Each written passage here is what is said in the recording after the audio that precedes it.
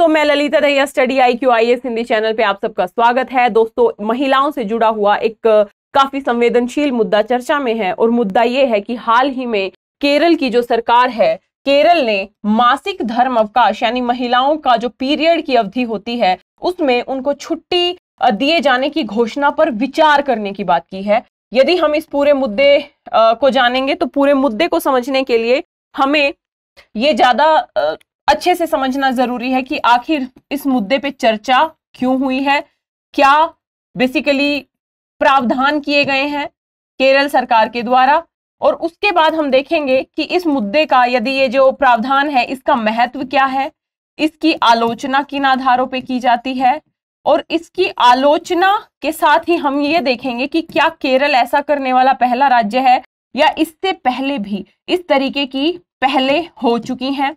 और इसके साथ ही हम 2017 में एक मासिक धर्म अवकाश विधेयक पेश किया गया था जो कि एक निजी विधेयक था, उसके ऊपर भी चर्चा करेंगे। और साथ ही इसी संदर्भ में थोड़ी सी चर्चा इस बात पे भी कर लेंगे कि निजी विधेयक क्या होता है। ठीक है, तो इस तरीके से हमारी परिचर्चा आगे बढ़ने वाली है। तो सबसे पहले दोस्तों मैं आपको बता दूं कि ये पूरा का पूरा टॉपिक आपका इंडियन सोसाइटी यानी भारतीय समाज और महिलाओं से जुड़ा हुआ जो मुद्दा है उसके लिए काफी ज्यादा महत्वपूर्ण हो जाता है। ठीक है, यदि हम संदर्भ की बात करें तो हाल ही में केरल सरकार ने घोषणा की है कि उच्च शिक्षा विभाग के तहत सभी राज्य विश्वविद्यालयों में यानी जितनी भी स्टेट यूनिवर्सिटीज है उसमें महिला छात्रों के लिए मासिक धर्म की छुट्टी यानी मासिक धर्म अवकाश देने का प्रावधान किया जाएगा, जो सरकार की लिंग न्याय संगत समाज को साकार करने की प्रतिबद्धता के हिस्से के रूप में होगी। यानी कहीं ना कहीं जो सरकार है वो लिंग न्याय संगत समाज का निर्माण करना चाहती है, और ऐसे में जो पीरियड्स हैं,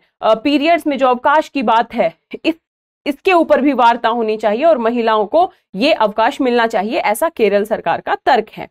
इसके साथ ही इन्होंने क्या प्रावधान किया है, एक प्रावधान तो ये किया है कि 18 वर्ष और उससे अधिक आयु की जो लड़की है, जो महिला है, एक वर्ष में 60 दिनों के मासिक धर्म अवकाश प्राप्त करने की पात्र होगी जितनी भी स्टेट यूनिवर्सिटीज हैं उनमें।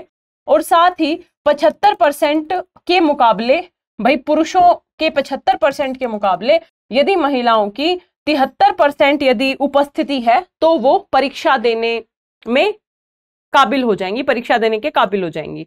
ये कुछ प्रावधान किए हैं केरल सरकार ने। ठीक है, तो अब हम अलग अलग मुद्दों पे चर्चा करेंगे। अब सबसे पहले हम ये देखें कि इस कदम का इंपॉर्टेंस क्या है, इस कदम का महत्व क्या है। तो ध्यान रखना, अक्सर कमजोर करने वाले दर्द और परेशानी को स्वीकार करने और संबोधित करने की दिशा में एक कदम है जिससे कई लोग अक्सर काम करने के लिए मजबूर होते हैं। ये कहा गया है कि भाई पहली बात तो पीरियड्स को ना एज अ टैबू के तौर पे देखना बंद करे समाज, है ना। ये एक सामान्य जैविक प्रक्रिया है और उसे हम इसी रूप में देखें। दूसरी बात ये कही गई है कि भाई जब पीरियड्स होते हैं तो उस दौरान महिलाओं को काफी सारी शारीरिक और मानसिक परेशानियों का सामना करना पड़ता है। कुछ महिलाओं को बहुत जैसे यदि हम ब्रिटेन की एक रिपोर्ट की बात करें तो ब्रिटेन की एक रिपोर्ट के अनुसार हार्ट अटैक जितना पेन होता है कुछ महिलाओं को पीरियड्स के दौरान। तो ऐसे में वो महिलाएं काम करने में सक्षम नहीं हो पाती हैं। तो ऐसे में समाज की और सरकार की ये रिस्पॉन्सिबिलिटी बनती है कि उनके लिए अवकाश का प्रावधान किया जाए। तो एक तो ये इंपॉर्टेंस है कि यदि इस तरीके के अवकाश हम देंगे तो कहीं ना कहीं हम उनके जो परेशानी है, उनका जो दर्द है, उसमें राहत उनको मिल सकती है।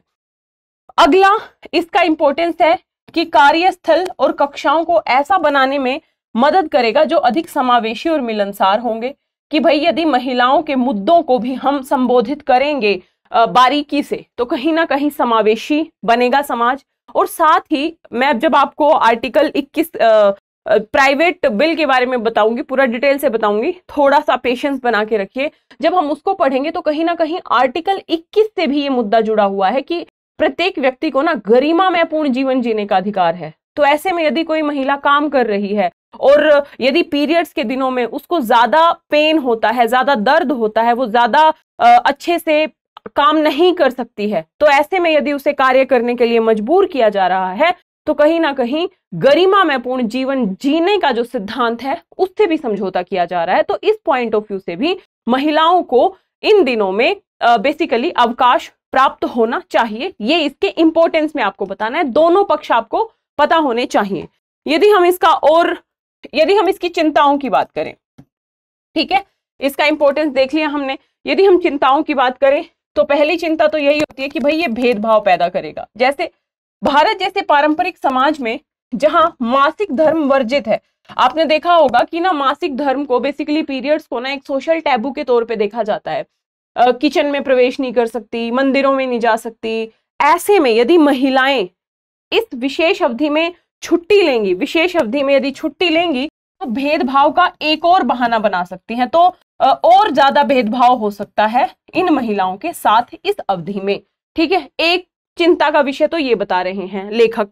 अगली बात यदि हम कहें, यदि एक रिपोर्ट की बात कर रहा है ये, कि यदि हम दक्षिण कोरिया और जापान जैसे पारंपरिक देशों में देखें, पारंपरिक समाजों में देखें, दोनों, दक्षिण कोरिया और जापान दोनों मासिक धर्म की छुट्टी की अनुमति देते हैं, लेकिन मासिक धर्म के खिलाफ सामाजिक कलंक का हवाला देते हुए बहुत कम महिलाएं इसका लाभ उठा रही हैं। यानी ज्यादातर महिलाएं इन छुट्टियों का लाभ उठाने में सक्षम नहीं हो पा रही हैं, क्योंकि अभी भी समाजों में मासिक धर्म को कलंक के, सामाजिक कलंक के तौर पे देखा जाता है। तो रिपोर्ट्स ये कहती हैं कि ज्यादा महिलाएं इसका लाभ नहीं उठा पाएंगी, जैसा कि जापान और दक्षिण कोरिया जैसे देशों में हो रहा है।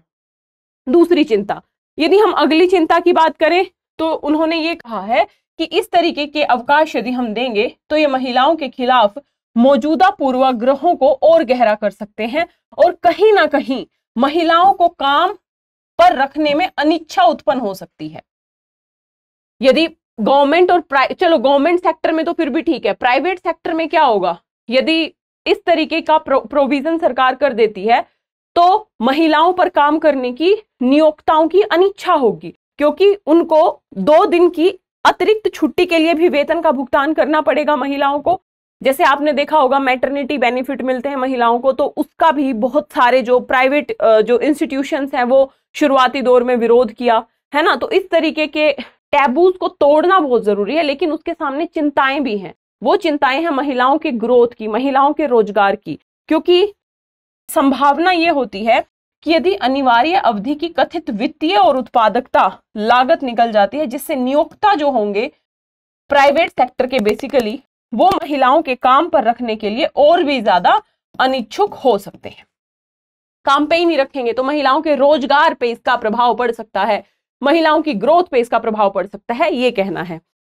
अगला यदि हम इसकी चिंता देखें तो ये कहीं ना कहीं स्कूल या काम से अनुपस्थित होंगी महिलाएं। भाई स्कूल जाने वाली या कॉलेज जाने वाली लड़कियां अनुपस्थित होंगी, काम पे जाने वाली महिलाएं अनुपस्थित होंगी इस दौरान, और इसका अनुभव करने वाली शिक्षा और आर्थिक अवसरों को प्रभावित कर सकती हैं, है ना। तो कहीं ना कहीं उनके लिए जो ग्रोथ के अवसर हैं वो कम हो सकते हैं, ये चिंताएं कहती हैं। हमने देखा क्या मुद्दा है, क्या होना चाहिए, क्यों होना चाहिए, इसका महत्व क्या है, किन आधारों पर इसकी आलोचना की जाती है। अब हम ये देखें कि इस दिशा में पिछले प्रयास क्या हैं। देखो, इस दिशा में यदि हम प्रयासों की बात करें ना, तो भारत में ऐसी नीतियों को लागू करने का प्रयास कोई नया नहीं है। यानी ऐसा पहली बार नहीं हो रहा है कि केरल सरकार ऐसा प्रोविजन लेके आ रही है। इससे पहले भी हम यदि देखें तो 1992 में ही बिहार सरकार ने महीने में 2 दिन मासिक धर्म अवकाश की घोषणा की थी। यदि हम 2017 की बात करें, ये बहुत इंपॉर्टेंट है, इसके ऊपर मैं आप लोगों को अभी डिटेल में पढ़ाने वाली हूं। मासिक धर्म लाभ विधेयक 2017, जो कि एक निजी विधेयक था, पारित नहीं हुआ, लेकिन इसमें कुछ एक महत्वपूर्ण पहलुओं पे बात की गई है, उन पहलुओं को समझना जरूरी है। 2017 में ये जो विधेयक था, इसमें मासिक धर्म के दौरान सार्वजनिक यानी सरकारी और निजी दोनों कर्मचारियों को मासिक आधार पे 2 दिन के मासिक जो पीरियड्स में छुट्टी प्रदान करने के लिए संसद में इसे पेश किया गया था। यानी संसद के स्तर पे भी इसमें प्रयास हुए हैं, भले ही वो निजी विधेयक के तौर पे प्रयास हुए हैं। ठीक है, यानी प्रयास नया नहीं है केरल सरकार का। अगली बात, यदि हम निजी सेक्टर की बात करें ना, तो 2020 में जोमेटो का नाम आपने सुना ही होगा, एक फूड डिलीवरी बेसिकली कंपनी है। जोमेटो ने अपनी कंपनी की महिलाओं और जो ट्रांसजेंडर कर्मचारी हैं उनके लिए साल में 10 दिन तक मासिक धर्म की छुट्टी पेश की है। यानी साल में 10 दिन वो छुट्टी देते हैं पीरियड्स के आधार पे। और यदि हम देखें, स्विगी, बायजूस जैसी अन्य निजी कंपनियों द्वारा भी इस तरह की नीतियों का पालन किया जाता है। यानी भारत में ये इस आधार पे जो अवकाश की बात है वो नई नहीं है, इससे पहले भी बहुत सारे प्रयास किए गए हैं इसके संदर्भ में। यदि हम वैश्विक आधार पे देखें कि भाई क्या ये भारत में ही मुद्दा चर्चा में है या फिर विश्व में भी इस तरीके के प्रावधान किए गए हैं। 1947 में इस नीति को, ध्यान रखना, जापान ने ना 1947 में ही इस नीति को लागू कर दिया था।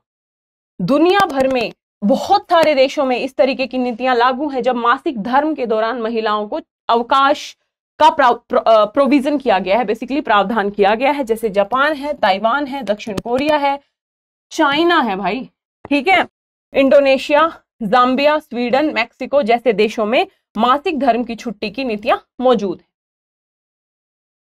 तो कमेंट बॉक्स में आप लोगों को पहले तो ये बताना है कि क्या ये प्रावधान होना चाहिए, हाँ या ना, आप क्या समझते हैं। और यदि आप देखोगे, ये तो विधेयक पे आ जाऊंगी मैं, यदि आप देखोगे, यदि भारत की हम बात करें ना, तो कई बार हमें ये दिखाई देता है कि महिलाओं के हाथ में बहुत ज्यादा नेतृत्व नहीं गया और कहीं ना कहीं जो महिलाओं के जो संवेदनशील मुद्दे हैं उसके ऊपर सरकारें चुप हैं। सरकारों को उन मुद्दों को उठाना चाहिए और विशेषकर सरकार में जो महिला मंत्री हैं उन महिला मंत्रियों को विशेष तौर पे ऐसे मुद्दे उठाने चाहिए, क्योंकि पुरुष महिलाओं के मुद्दे में उतने ज्यादा संवेदनशील होके नहीं सोच सकते जितना संवेदनशील होके एक महिला सोच सकती है।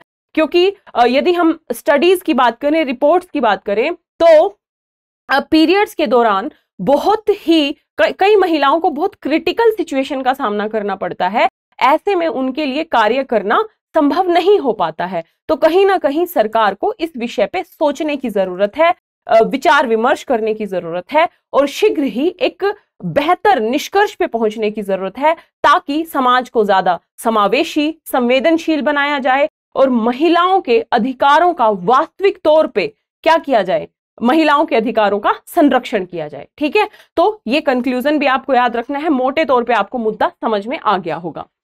हम एक बार बात कर लेते हैं दोस्तों महावारी लाभ विधेयक 2017 की। ये बेसिकली पारित नहीं हो पाया है, लेकिन ध्यान रखना है अरुणाचल प्रदेश के पासीघाट पश्चिम से कांग्रेस के विधायक थे निनांग एरिंग, मतलब अब ये विधायक हैं, पहले ये सांसद थे।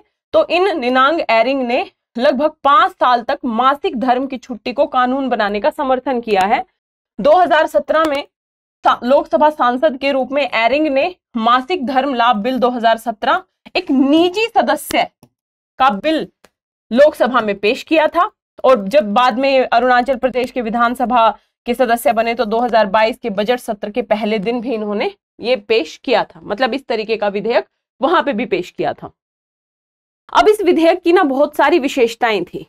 इस विधेयक की विशेषताओं को, मान लो आपका मेंस में क्वेश्चन आता है कि आप क्या समझते हैं, इसके पक्ष या विपक्ष क्या है, तो इस विधेयक की कुछ विशेषताओं को अपने पक्ष में शामिल कर सकते हो आप, है ना, इस विधेयक का जिक्र कर सकते हो। तो इसने बड़ी तर्कपूर्ण बातें की। एक तो ये कहा, एक तो इन्होंने ये प्रोविजन किया गया था इस विधेयक में कि मासिक धर्म वाली स्कूल और कॉलेज जाने वाली लड़कियों, मतलब जितनी लड़कियां हैं जो स्कूल और कॉलेज जाती हैं, नौकरियों में महिलाओं के लिए छुट्टी, मासिक धर्म के दौरान कार्यस्थल पर आराम के लिए बेहतर सुविधा, यानी एक तो छुट्टी का प्रोविजन होना चाहिए, साथ ही कार्यस्थल पे मासिक धर्म के लिए बेहतर सुविधाएं होनी चाहिए, और महिलाओं और किशोर लड़कियों के लिए बेहतर स्वच्छता प्रावधान प्रदान करना है। साथ ही यहां पे मैं एक बात और बता दूं, बहुत सारे सांसदों ने, विशेषकर कांग्रेस के जो एक काफी नामित व्यक्ति हैं शशि थरूर, उन्होंने भी एक विधेयक वो लेके आए थे जिसमें उन्होंने समर्थन किया था कि सैनिटरी पैड्स की व्यवस्था भी होनी चाहिए जो इंस्टीट्यूशंस है उनके तौर पे, ताकि जो स्वच्छता को बढ़ावा दिया जा सके। ठीक है, तो इस तरीके के पॉइंट्स आपको याद रखने हैं, यानी इसमें ये बातें की गई थी, यानी छुट्टी दी जाए, उनको उनके लिए बेहतर सुविधाएं हो और उनके लिए बेहतर स्वच्छता प्रावधान करने की बातें की थी इन्होंने। अब इन्होंने बात की थी सवैतनिक अवकाश की, यानी अवकाश भी मिले और वेतन भी मिले। ठीक है, मासिक धर्म महिलाओं के लिए अब इन्होंने क्यों कहा, एक तो कहा कि थका देने वाला होता है, परेशान करने वाला हो सकता है, खासकर पहले दिन, तो ऐसे में महिलाएं काम करने में सक्षम नहीं हो पाएंगी। बिहार और केरल जैसे भारतीय राज्य पहले से ही सवैतनिक अवकाश की सुविधा प्रदान करते हैं, कुछ हद तक इस तरीके की बातें करते हैं। महत्व क्या होगा इस तरीके के डिसीजन का। स्वच्छता और मासिक धर्म स्वास्थ्य एक महिला के जीवन के आवश्यक घटक है। भाई प्रत्येक महिला इस प्रोसेस से जरूर गुजरती है, फिर भी हमने इसे एक टैबू के तौर पे देखते रहते हैं, मतलब बात भी नहीं करते हैं, जबकि खुलेआम इस पे बात होनी चाहिए। जब खुलेआम बात होगी, और सबसे बड़ी विडंबना क्या है ना, हमारे देश में जो महिला सांसद हैं, महिला मंत्री हैं, वो महिलाओं के मुद्दे पे यदि चुप रहेंगी तो फिर महिलाओं के नेतृत्व होने का क्या फायदा हुआ। कम से कम महिलाओं के संवेदनशील मुद्दों को उनके द्वारा जरूर उठाया जाना चाहिए। ठीक है, कहा कि भाई ये एक तरीके से आवश्यक घटक है, और कोई भी उचित रूप से अनुमान लगा सकता है कि वे भी यानी महिलाएं भी आर्टिकल 21 के अंतर्गत आते हैं। महिलाओं के लिए गरिमा के साथ काम करने के लिए आवश्यक शर्तों के प्रावधान को अनिवार्य करता है, यानी कहीं ना कहीं ये आर्टिकल 21 के लिए भी जरूरी है, गरिमामयपूर्ण जीवन जीने के लिए भी जरूरी है। मासिक धर्म की छुट्टी देने का मामला इस प्रकार एक मौलिक अधिकार का मुद्दा है। आप बिल्कुल जोड़ सकते हो कि कहीं ना कहीं ये छुट्टी ना महिलाओं के फंडामेंटल अधिकार का मुद्दा है, आर्टिकल 21 से रिलेट किया है, और उचित परिश्रम प्राप्त भी, मतलब छुट्टी भी, और साथ ही कम से कम 2 दिन के मासिक अवकाश की बात की है इन्होंने, और सवैतनिक अवकाश की बात की थी इस विधेयक में। बात समझ में आ गई? ये तो था पूरा मुद्दा। होप आपको यहां तक पूरा जो संदर्भ था, क्या विशेषता थी, क्या इंपॉर्टेंस था, क्या आलोचना थी, क्या होना चाहिए इस विधेयक की, क्या क्या बातें थी जो हम अपनी आंसर राइटिंग में प्रयोग कर सकते हैं। अब एक छोटी सी बात हम देख लेते हैं दोस्तों, निजी सदस्य कौन होते हैं। यहां से एक बार ISPT में क्वेश्चन भी बना था, तो हमें ये थोड़ा पॉलिटी का मुद्दा हो गया। ध्यान रखना, कोई भी सांसद जो मंत्री नहीं होता है उसे एक निजी सदस्य के रूप में संदर्भित किया जाता है। समझ लो, एक होता है मंत्री, एक होता है सामान्य सांसद। यदि मंत्री कोई विधेयक लेके आएगा तो उसे बोलते हैं सरकारी विधेयक। बात समझ में आई?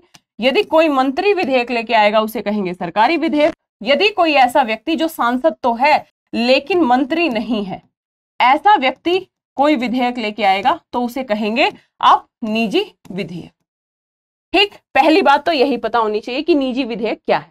तो ये जो एरिंग महोदय थे, ये मंत्री नहीं थे, सांसद थे, सांसद के नाते विधेयक लेके आए थे, इसलिए इनके विधेयक को निजी विधेयक कहा गया था। अगली बात, निजी सदस्य का जो विधेयक होता है ना, इसका लाने का उद्देश्य क्या होता है कि भाई ये कुछ ऐसे मुद्दों को उठाते हैं जो कार्य करने की जरूरत है लेकिन सरकार कर नहीं रही है, जिसके लिए विधायी हस्तक्षेप की आवश्यकता होती है। यानी हम सरकार की आंखें खोलने का काम करते हैं कि भाई सरकार इस तरीके के मुद्दों पे भी काम करो आप। ठीक है, ये बेसिकली निजी विधेयक का उद्देश्य होता है। यदि हम देखें इसकी स्वीकार्यता कौन देता है, तो राज्यसभा के सभापति, और लोकसभा के मामले में लोकसभा के अध्यक्ष इसकी स्वीकार्यता देते हैं। पेश करने से पहले कम से कम 1 महीने पहले नोटिस देना होता है। ध्यान रखिएगा, निजी विधेयक के मामले में और सरकारी विधेयक के मामले में 7 दिन का नोटिस इनफ रहता है। कभी डिटेल में आपको मैं ना निजी विधेयक वर्सेस सरकारी विधेयक बता दूंगी, लेकिन फिर भी एक बार देख लीजिएगा। ठीक है, तो 1 महीने का नोटिस देना होता है, और साथ ही क्या कोई अपवाद है, देखें कि भाई सरकारी विधेयक को ना किसी भी दिन पेश किया जा सकता है और उस पर चर्चा, यानी किसी भी दिन पेश करके उस पर चर्चा कर सकते हैं, लेकिन गैर सरकारी विधेयक को विशेष तौर पर केवल शुक्रवार को ही पेश किया जा सकता है और उस पर चर्चा की जा सकती है। पीटी के पॉइंट ऑफ व्यू से ये भी इंपॉर्टेंट फैक्ट है आप लोगों के लिए। अब अगली बात करें कि क्या कोई प्राइवेट मेंबर बिल, यानी ऐसा विधेयक जो किसी निजी सदस्य के द्वारा लाया गया हो, वो कानून बना है। तो ध्यान रखना, 1970 के बाद संसद द्वारा कोई भी निजी सदस्य विधेयक पारित नहीं किया जा सका है। याद रखना, इससे पहले कई निजी विधेयक ऐसे हैं जो फाइनली पारित हुए थे। 14 विधेयक हैं जो पारित हुए हैं, जिनमें से 6 विधेयक 1956 में ही पारित हुए थे। इतना रटने की जरूरत नहीं है, बस आपको मोटा मोटा ये पता होना चाहिए कि देखो भाई निजी विधेयक क्या है, प्रोसेस क्या है निजी विधेयक की। निजी विधेयक क्या अब तक आए हैं, तो बहुत सारे आए हैं।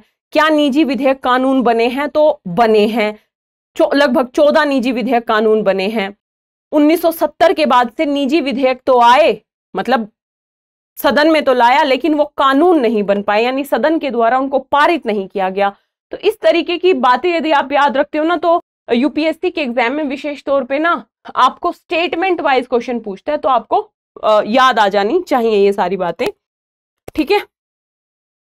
तो इस तरीके से हमने देखा, एक निजी विधेयक के बारे में भी हमने चर्चा कर ली। होप आपको ये मुद्दा समझ में आया होगा। कमेंट बॉक्स में जरूर बताएं आप क्या समझते हैं इस मुद्दे से।